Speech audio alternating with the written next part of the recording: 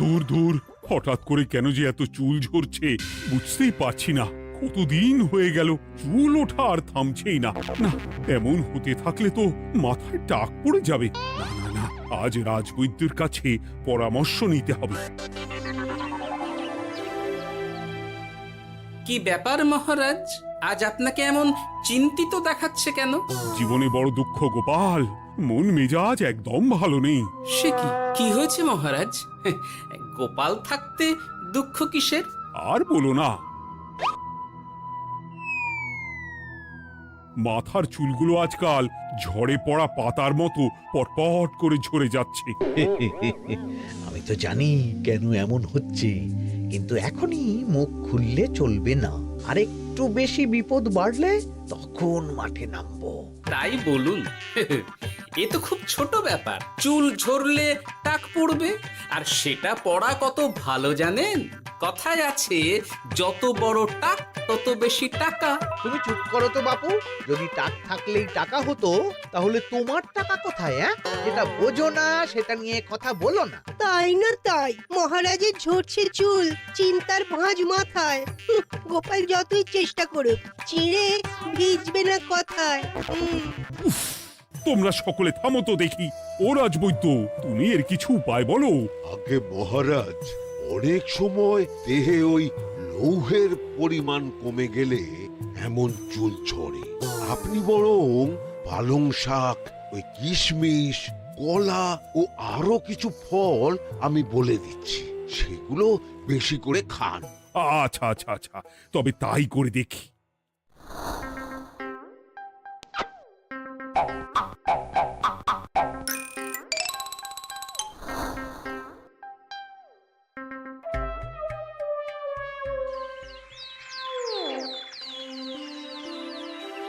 ও রাজবৈদ্য, তোমার কথা মতো শাক পাতা ফলমূল সবই তো খেলাম, চুল ঝরা বন্ধ তো হলোই না।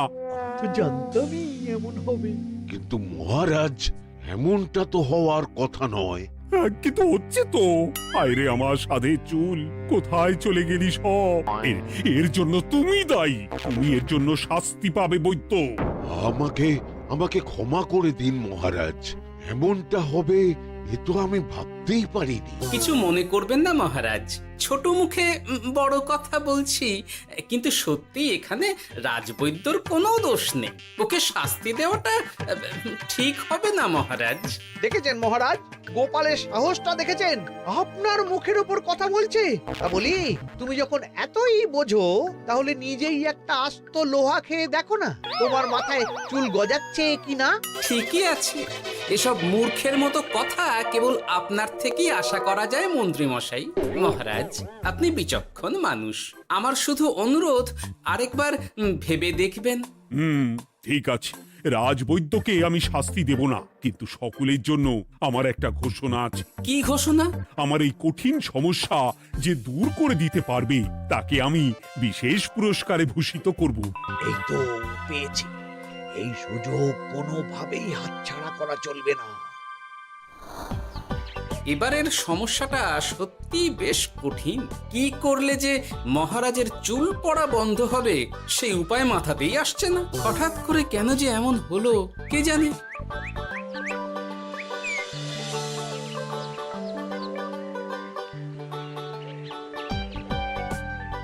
ও মা, তুমি এসে গেছো? একটু বসো, আমি তেলটা মেখেই হাত ধুয়ে খাবারটা বাড়ছি। হ্যাঁ, সে ঠিক আছে, কিন্তু তুমি কিসের তেল মাখছো এটা? কি আবার মাথার চুলের তেল? এখানেও চুল, ওদিকে মহারাজেরও চুল ঝরে পড়া নিয়ে আমরা সবাই হিমশিম খাচ্ছি গিন্নি। আরে, মহারাজের অত সুন্দর কালো চুলগুলো ঝরে যাচ্ছে, এ তো ভারী দুঃখের কথা। সে আর বলতে। ওই জন্যই তো আমি বাবা মাথায় এই জড়িবুটি তেল মাখি। এতে চুলের গোড়া শক্ত করে, চুলকে ভালো রাখে, নতুন চুল গজায় সব। হ্যাঁ। কি কি বললে? নতুন চুলও গজায় সত্যি? হ্যাঁ, বাহ, তাহলে আর চিন্তা কি? আমাকে এই তেলটা একটু দিতে পারবে গিন্নি? মহারাজকে দিয়ে আসি। উনি বলেছেন যে ওনার সমস্যা দূর করতে পারবে তাকে উনি পুরস্কার দেবেন। উমা, এই তাই নাকি? এ তো দারুণ ব্যাপার গো। নাও নাও নাও, তেলখানা নিয়ে মহারাজকে কাল দিয়ে এসো তাহলে। আর জানিয়ে দিও, দিনে 2 বার কিন্তু তেল মাখতেই হবে। হ্যাঁ, আচ্ছা, ঠিক আছে।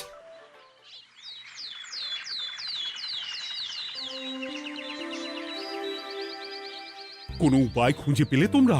আগে মহারাজ, আমি আপনার জন্য নকল চুল বানিয়ে এনেছি। যতদিন আপনার চুল পড়া বন্ধ না হচ্ছে ততদিন আপনি এটা পরে ব্যবহার করতে পারেন। সে তো বুঝলাম, কিন্তু নকল চুল তো আর আসল চুলে জায়গা নিতে পারবে না বিজ্ঞানী। আসল চুলের কথা ভেবে আমি আপনার জন্য কেশুত্তে পাতা এনেছি মহারাজ। আচ্ছা বেশ। তা গোপাল, খুব তো আগের দিন বকবক করছিলে, তুমি কি এনেছো শুনি? সেটা যথাসময়ে দেখতে পেয়ে যাবেন মন্ত্রী মশাই। এটা জড়িবুটি তেল মহারাজ। আমি এটা আপনার জন্য এনেছি। এতে নতুন চুল গজায় আর চুলের স্বাস্থ্যও ভালো হয়। আমার গিন্নিও ব্যবহার করে এটি, তবে দিনে 2 বার করে মাখতে হবে, তাহলেই ভালো ফল পাবেন মহারাজ। বাবা, তাহলে তুমি কেন মাখো না? আচ্ছা, আপনার সমস্যাটা ঠিক কোথায় বলুন তো মন্ত্রী মশাই? মহারাজের জন্য কিছু আনলেও কথা শোনান, না আনলেও কথা শোনান। সত্যি তো মন্ত্রী, কেন তুমি সব সময় গোপালের পিছনে পড়ে থাকো বলো তো? এরা তো তাও সবাই কিছু না কিছু আমার কথা চিন্তা করে এনেছে, তুমি তো সেটাও করনি। না, আসলে মহারাজ, আমিও ভাবছিলাম আপনার কথা, কিন্তু থাক, বুঝেছি। আহ, দারুণ। তেলের গন্ধটাও খুব সুন্দর। গোপাল, তোমায় অনেক ধন্যবাদ। আশা করছি ব্যবহার করলে খুব ভালো ফল দেবে। একদম দেবেই মহারাজ। দূর বাবা, ভেবেছিলাম এক হলো আর এক। কোথা দিয়ে যে গোপালটা মাঝখান দিয়ে এসে নাক গলিয়ে ঢুকে পড়ে, খুব শক্ত পুরস্কার নেওয়ার। দেখাচ্ছি মজা।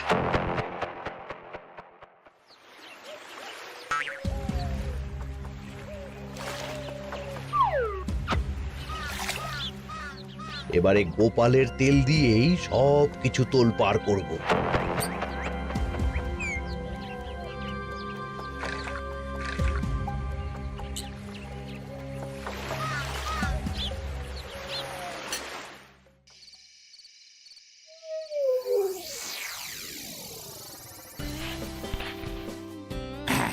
ব্যাস, হয়ে গেল 2 বার মাখা। গোপাল বলেছিল এতেই ভালো ফল পাবো, কিন্তু এখন মাখার পর মাথাটা কেমন জ্বালা জ্বালা করছে মনে হচ্ছে। হয়তো নতুন চুল গজাবে বলে এমন হচ্ছে, কাল সকালে বোঝা যাবে। এতক্ষণে বোধ হয় ছোট ছোট চুল গজিয়েই গেছে। কি এটা চুল গজানোর তেল ছিল নাকি পড়ে যাওয়ার? হে ভগবান, যেটুকু বাকি ছিল সেটাও ঝরে পড়ে টাক পড়েই গেল। হ্যাঁ, গোপালই হলো যত নষ্টের গোড়া। আজ আসুক সভায়।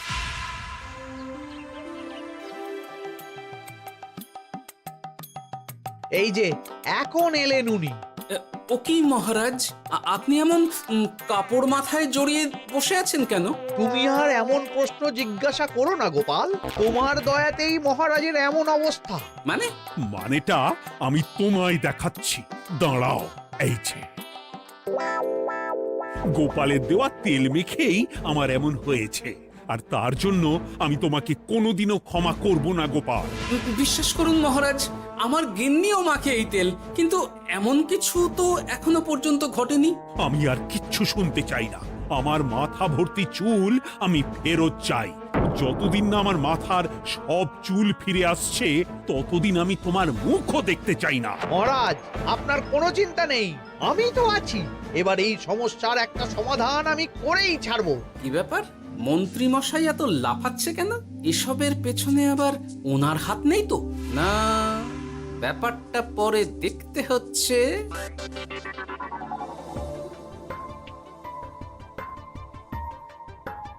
আমি বলি কি মহারাজ, এই সময়টা বরং আপনি নকল চুলটা মানে মানে পরচুলা ব্যবহার করুন। হ্যাঁ, অগত্যা, কিছু তো একটা গন্ডগোল আছেই। গিন্নিও তো রোজ মাথায় তেল মাখে, কই এমন তো হয় না। মন্ত্রী যদি কিছু করেও থাকে তাহলেও হাতে নাতে ধরবো কিভাবে?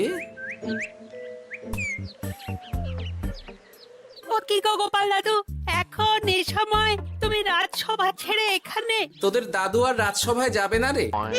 কি বলছো গো? কেন? আর কেন, বিনা দোষে এমন শাস্তি। তোমায় শাস্তি দিয়েছে, তুমি শুধু বলো কে তোমার সাথে কি করেছে, বাকিটা আমরা বুঝে নিচ্ছি। আচ্ছা, আর বলছি, কৃষ্ণনগরের মন্ত্রী মশাইয়ের বাড়িটা কোন দিকে একটু বলতে পারবেন? কৃষ্ণনগরে নতুন নাকি? আগে তো আপনাকে কখনো দেখেছি বলে মনে পড়ছে না। হ্যাঁ, আমি এখানে থাকি না, আমি এখানে আমার কাজে এসেছি, তাই মন্ত্রী মশাইয়ের বাড়ির ঠিকানাটা যদি একটু বলে দেন। নিশ্চয়ই, এ পথ দিয়ে সোজা চলে যান, তারপর কিছুটা ডান দিকে গেলেই পেয়ে যাবেন। আচ্ছা, অনেক ধন্যবাদ। ভিন গাঁয়ের লোক মন্ত্রী মশাইয়ের বাড়িতে? ব্যাপারটা বেশ সন্দেহজনক লাগছে। এই এই গুলটে ন্যাপলা, তোরা তোরা দুজন একটু আড়াল থেকে দেখতো লোকটা মন্ত্রী মশাইয়ের বাড়িতে ঠিক কি জন্য এসেছে, তারপর আমায় খবর দিস। ঠিক আছে গোপাল দাদু।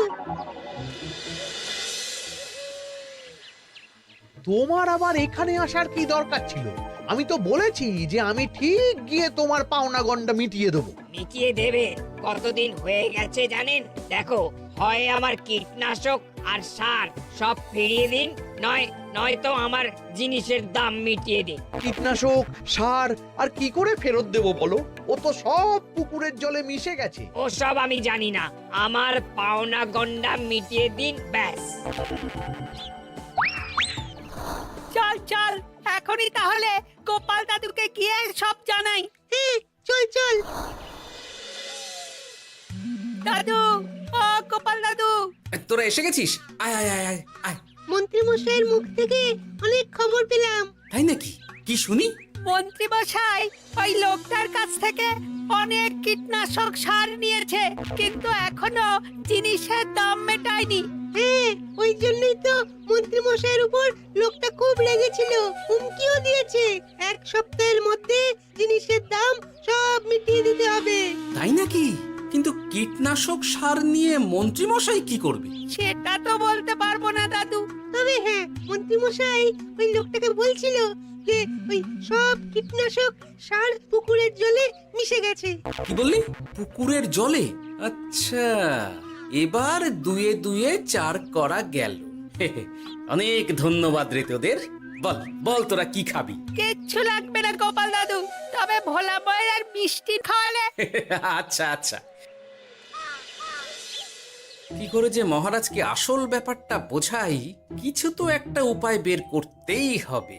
তা বলি বাবা, রাজসভায় যেতে হবে না বলে কি সারাদিন এইভাবেই শয়নে শয়নে দিন কাটাবেন বাবা? হ্যাঁ, উপায় পেয়ে গেছি। বুঝলে গিন্নি, আমাকে একটা জায়গায় যেতে হবে, বুঝলে? তারপর ওখানে যদি কাজ হয় তাহলে আগামীকাল রাজসভায় আমি যাব। কিন্তু তুমি যে বলেছিলে তোমার এখন ছুটি। হ্যাঁ, কি আর করি বলো, গুরুত্বপূর্ণ একটা কাজ, তাই যেতেই হবে। আচ্ছা যাও। কই গো বিজ্ঞানী? আরে গোপাল যে, বলো। এই যে বিজ্ঞানী, একটা বিশেষ দরকারে তোমার কাছে এলাম, বুঝলে? হ্যাঁ, বলোই না। আচ্ছা, এই দূষিত জলকে কিভাবে আবার পরিশুদ্ধ করে বলতে পারবে? কেন পারবো না? জলের মধ্যে একটু চুন আর ফটকিরি দিয়ে দিলেই জল আবার দূষণমুক্ত হয়ে যাবে। তবে ওগুলো দেওয়ার পর কিছুদিন সেই জলকে ব্যবহার করা বন্ধ রাখতে হয়। হ্যাঁ। আচ্ছা আচ্ছা, অনেক ধন্যবাদ, আসি তাহলে। হ্যাঁ,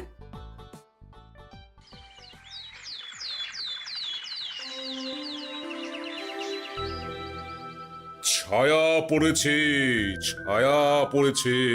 আমি বেশ বুঝতে পারছি তার ছায়া পড়েছে এখানে। কার ছায়া পড়েছে? আজকাল তোর মাথা থেকে অনেক চুল ঝরে পড়ছে, তাই না?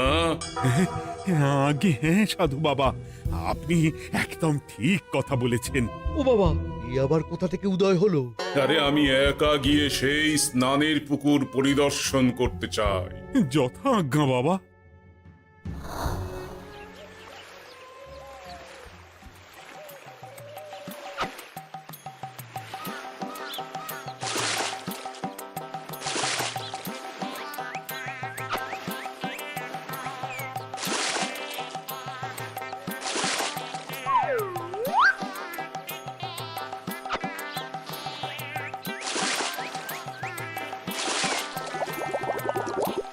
যাক বাবা, মোটামুটি সপ্তাহখানেক এভাবে থাকলেই পুকুরের জল আবার আগের মতো পরিষ্কার হয়ে যাবে।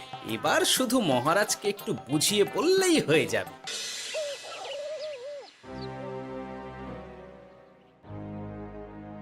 কি বুঝলেন সাধু বাবা? আমার অনুমানটাই ঠিক ছিল। পুকুরের জলে কালো ছায়া পড়েছে, কুদৃষ্টি পড়েছে, তাই এমন হচ্ছে। সে কি? কি কালো ছায়া? যত সব বাজে কথা। জল দূষণ করলাম আমি, আর দোষ পড়ছে কালো ছায়ার উপর। তাহলে এখন কি হবে? চিন্তার কোনো কারণ নেই। আমি মন্ত্রপুত ভস্য ছড়িয়ে দিয়েছি। 1 সপ্তাহ ওই পুকুরের জল স্পর্শ তো দূর, পুকুরের কাছেও যাওয়া নিষেধ। তাহলে আমার মোহরের কি হবে? যথা আজ্ঞা সাধু বাবা। ও কি, তাহলে মহারাজ এতদিন স্নান করবেন কোথায়? সে কথা কাউকে চিন্তা করতে হবে না।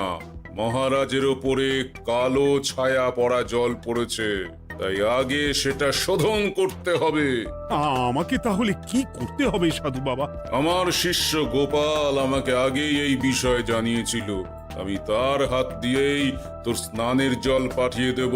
তাই আগামী 1 সপ্তাহ সেই জল দিয়েই তোকে স্নান করতে হবে। কি গোপাল? দেখছো তো মন্ত্রী, গোপাল আমাকে কত ভালোবাসে। আমি ওকে কত কথা শোনালাম, কিন্তু না না না না, কাল থেকেই আমি আবার গোপালকে রাজসভায় ডেকে আনবো। আমি আসছি, আমার কাজ হয়ে গেছে।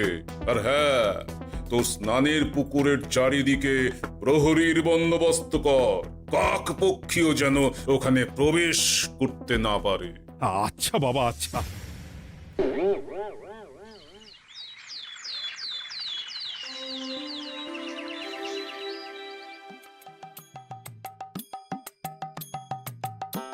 গোপাল, তোমাকে আবার এখানে দেখতে পেয়ে আমার খুব ভালো লাগছে। তোমার গুরুদেব গতকাল এসেছিলেন, কিছু মনে করো না। না বুঝেই তোমাকে অনেক কথা শুনিয়েছি। না মহারাজ, আমি জানি আপনি আমাকে খুব ভালোবাসেন, তাই আমি কিছু মনে করিনি মহারাজ। এই নিন, আমি আপনার স্নানের জল এনেছি। হ্যাঁ হ্যাঁ হ্যাঁ, দাও দাও দাও।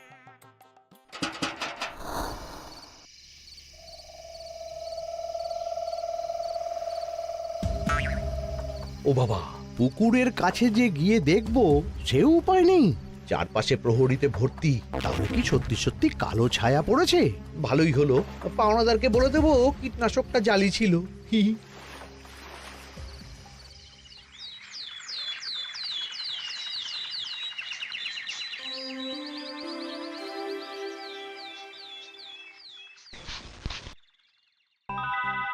এই তো আমার সেই পুরনো কালো চুলগুলো আবার ফিরে এসেছে।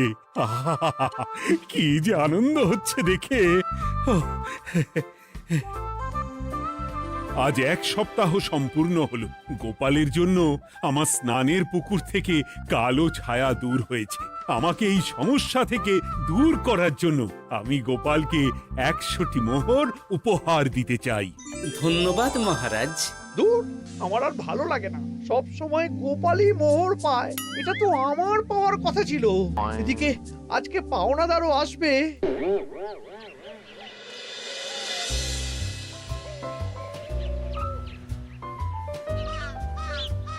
গোপাল দাদু, ওই লোকটা এসে গেছে। আচ্ছা, আসছি। এটা তো মন্ত্রীর বাড়ির দিকে রাস্তা। আমরা তাহলে ওদিকে কেন যাচ্ছি গোপাল? আপনার পুকুরের আসল রহস্যটা কি সেটা আপনি জানবেন না মহারাজ? মানে নিজের চোখেই দেখুন, তাহলে বুঝতে পারবেন। আর একটু সময় দাও আমায় ভাই, এমনিতেও তোমার কীটনাশক কোনো কাজের নয়। কি এখন এসব কথা? আর একদিনও সময় দিতে পারছি না। একটু বোঝো, একটু। সব আমি মহারাজের পুকুরের জলে মিশিয়ে দিয়েছি। মন্ত্রী, তুমি তাহলে সেই কালো ছায়া? মহারাজ, আপনার পর্দা ফাঁস হয়ে গেছে মন্ত্রী মশাই। তুমি তাহলে সবটা জানতে? একদম প্রথম থেকে। রে, খুব জোর ফেঁসেছি। এদিকে পাওনাদার, ওদিকে মহারাজ, এইখান থেকে কেটে পড়তে হবে। ই! গন্ডগোল করে আবার পালানো হচ্ছে কবে রে? বলো, কেন করেছিলে? মহারাজ, আমি ভেবেছিলাম আপনার সব চুল উঠে গেলে আমি আপনার কাছ থেকে চুল গজানোর ওষুধ দেওয়ার নামে অনেক টাকা লুটবো। কিন্তু সেই ভাবনা ভাবনাই থেকে গেল, সেগুড়ে যে বালি হয়ে গেল। ভাবা যায় চুলের জন্য চুলো চুলি, হ্যাঁ?